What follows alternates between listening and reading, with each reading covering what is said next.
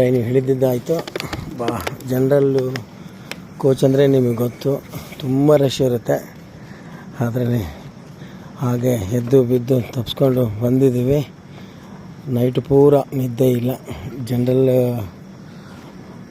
ಹೇಗಿರುತ್ತೆ, ಜನ ಯಾವ ಥರ ಇರುತ್ತೆ ಅಂತ ನಿಮಗೆ ಗೊತ್ತೇ ಇದೆ. ನಾವು ಟಿಕೆಟು ಬುಕ್ ಮಾಡಿದ್ದೀವಿ, ಆದರೆ ಸಿಕ್ಕಿರಲಿಲ್ಲ. ಹಾಗಾಗಿ ನಾವು ಜನರಲಿ ಬಂದುಬಿಟ್ವಿ, ನಾನು ಮತ್ತು ನಮ್ಮ ಅಣ್ಣನ ಮಗ, ನಮ್ಮ ಬಳ್ಳಾರಿಯಿಂದ. ಈಗ ನಾವು ಬಂದಿರೋದು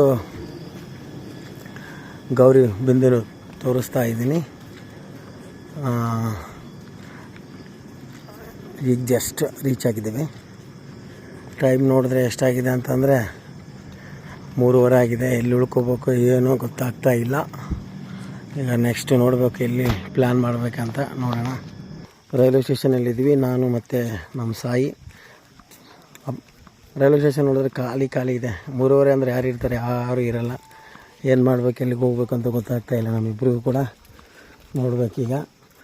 ಸೊ ಎಲ್ಲಾದರೂ ಅಲ್ಲೇ ರೈಲ್ವೆ ಸ್ಟೇಷನಲ್ಲಿ ಬೆಡ್ಶೀಟ್ ತಂದಿದ್ದೀವಿ ಇಬ್ಬರು ಕೂಡ.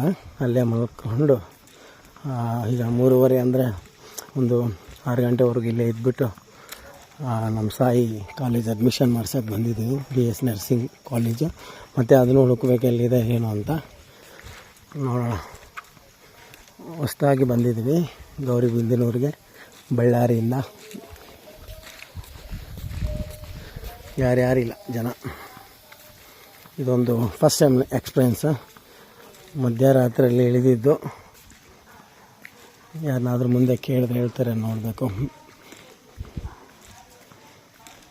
ಓಕೆ, ಒಬ್ಬ ಸರ್ ಇದರಲ್ಲಿ ರೈಲ್ವೆ ಸ್ಟೇಷನಲ್ಲಿ ಕೆಲಸ ಮಾಡೋ ಅವ್ರನ್ನ ಕೇಳಬೇಕು, ಹೇಳ್ತೀನಿ, ನೋಡೋಣ ಏನು ಹೇಳ್ತಾರೆ.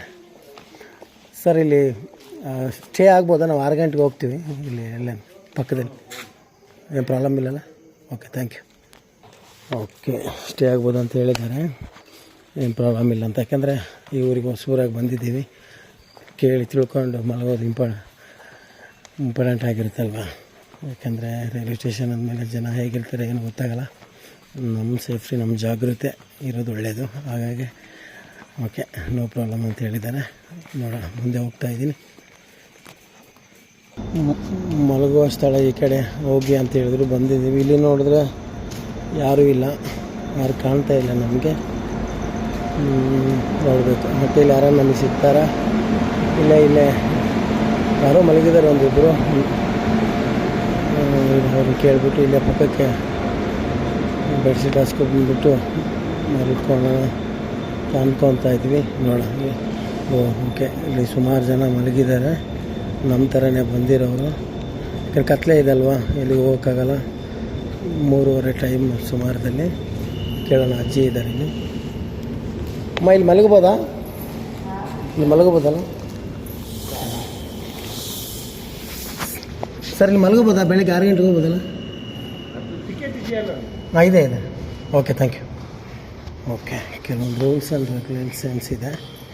ಟಿಕೆಟ್ ಇದ್ದರೆ ಮಲಗ್ಬೋದು ಅಂತ ಹೇಳಿದ್ದಾರೆ. Okay, super. ಗೌರ್ಮೆಂಟ್ ಕಾನೂನು ಪ್ರಕಾರ ಟಿಕೆಟ್ ಇಲ್ಲದೆ ಮಲಗುವಂತಿಲ್ಲ. ಟಿಕೆಟ್ ತೊಗೊಂಡು ಮಲಗಿ ನೋ ಪ್ರಾಬ್ಲಮ್ಮು. ಚೆಕಿಂಗ್ ಆಫೀಸರ್ ಬಂದರೂ ಕೂಡ ನಮ್ಗೆ ಯಾರು ಕ್ವಶನ್ ಏನು ಮಾಡಲ್ಲ. ಟೈಮಿಂಗು ಬೆಳಗ್ಗೆ ಎದ್ದು ಹೋಗ್ತೀವಿ ಅಂತ ಹೇಳ್ಬೋದು. ಓಕೆ, ಇದೊಂದು ನನಗೊಂದು ಎಕ್ಸ್ಪೀರಿಯೆನ್ಸು, ಅನುಭವ ಆಯಿತು. ಪ್ಲ್ಯಾಟ್ಫಾರ್ಮಲ್ಲಿ ಇರಬೇಕಂದ್ರೆ ಟಿಕೆಟು ಮುಖ್ಯವಾಗಿ ತೊಗೋಬೇಕು. ಪ್ಲ್ಯಾಟ್ಫಾರ್ಮ್ ಟಿಕೆಟ್ ತೊಗೊಳ್ಳದೆ ಬಂದರೆ ನಮಗೆ ಫೈನ್ ಆಗುತ್ತೆ. ಕಾನೂನು ಪ್ರಕಾರ ತಪ್ಪು ಮಾಡ್ತಾಯಿದ್ದೀವಿ ಅಂತ ಅರ್ಥ. ಇದೊಂದು ನನಗೆ ಅನುಭವ. ಸೊ ಬ್ಯಾಗ್ ಇಡ್ತಾ ಇದ್ದೀವಿ, ನಾನು ಸಾಯಿ ಇದ್ರಾಗ ಬೆಡ್ಶೀಟ್ ತೆಗೆದ್ಬಿಟ್ಟು ಇಲ್ಲ ಹಚ್ಕೊಂಡು ಮಲ್ಕೊಂಡು ಬೆಳಗ್ಗೆ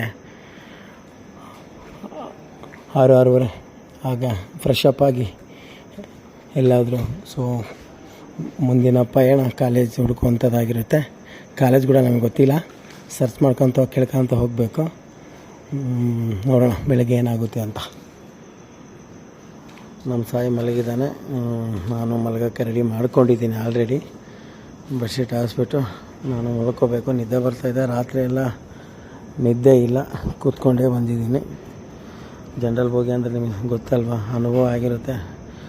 ನನಗೂ ಈಗ ಅನುಭವ ಆಗಿದೆ. ಸೊ ನಿದ್ದೆ ಮಾಡಿಬಿಟ್ರೆ 1-2 ತಾಸು ಬೆಳಗ್ಗೆ ಅಡ್ಡಾಡೋಕ್ಕೆ ಚೆನ್ನಾಗಿರುತ್ತೆ. ಸೊ ಈಗ ಮಲಗಬೇಕು, ಇನ್ನು ಮಲಗ್ತೀನಿ. ಸೊ ಈ ನನ್ನ ಪೇಜ್ ಯೂಟ್ಯೂಬ್ ಚಾನಲ್ ಸಬ್ಸ್ಕ್ರೈಬ್ ಮಾಡಿ, ಸೊ ಸಪೋರ್ಟ್ ಮಾಡಿ, ಶೇರ್ ಮಾಡಿ, ಲೈಕ್ ಮಾಡಿ, ಕಮೆಂಟ್ ಮಾಡಿ.